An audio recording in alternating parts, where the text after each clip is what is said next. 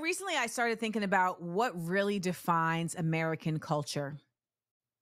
And I've nailed it down to two main things: violence and convenience. When I talk about violence and convenience as the two main elements of American culture, I talk about them within a synergistic relationship. So the violence of America is not just in how America treats other countries, right? Not just how America destabilizes other countries, but how America also holds power in America.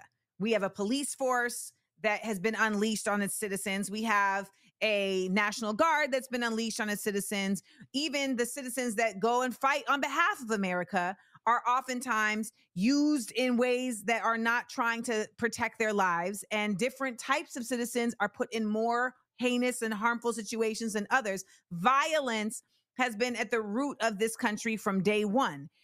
Even when we talk about the pop culture that comes from this country, you can look behind me and we have Gil Scott-Heron, The Revolution Will Be Televised. We have James Baldwin, we have Palestine, we have Mobb Deep, we have Star Wars, we have Star Trek. All of these speak to very intrinsic elements of violence in America. Star Wars was actually an allegory on the Vietnam War, and Star Trek is an allegory on colonization. I don't have to tell you about Mobb Deep. I don't got to tell you about James Baldwin and what he be talking about. And the revolution that will not be televised. It will be live. So when we talk about America and its context of violence, it really is permeated through every element of American culture, in my opinion. But when we talk about the convenience, I think that's the thing that people forget that keeps us really uniquely American, because we are lulled into complacency as a people with this facade of convenience. We can get Amazon anytime, right? We can order things overnight. We can go to the gas station. Like, there seems to be like there's always something there right at the ready when we want it. So much so that in this upcoming election, even though we are faced with a very incredibly violent rhetoric like Project 2025 coming down upon us, people think that they can just fix it with just one action. If I just vote a certain way on this one day, it's just going to fix it. Because convenience has trained us to think that we can just voila things into being whatever we want them to be, because that's what they've made it seem like it is for Americans.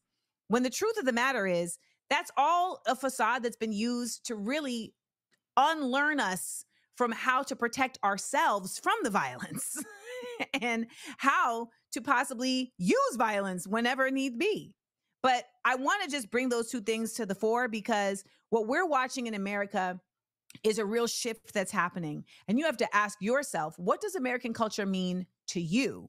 And I know that this is a culture that has never considered equality, that has never considered unity to be a part of its culture. And thus, we continue to be stuck in the same cycle that we're in every 4 years. I be knowing. We'll be right back to the Amanda Seales Show. We up. The Amanda Seales Show.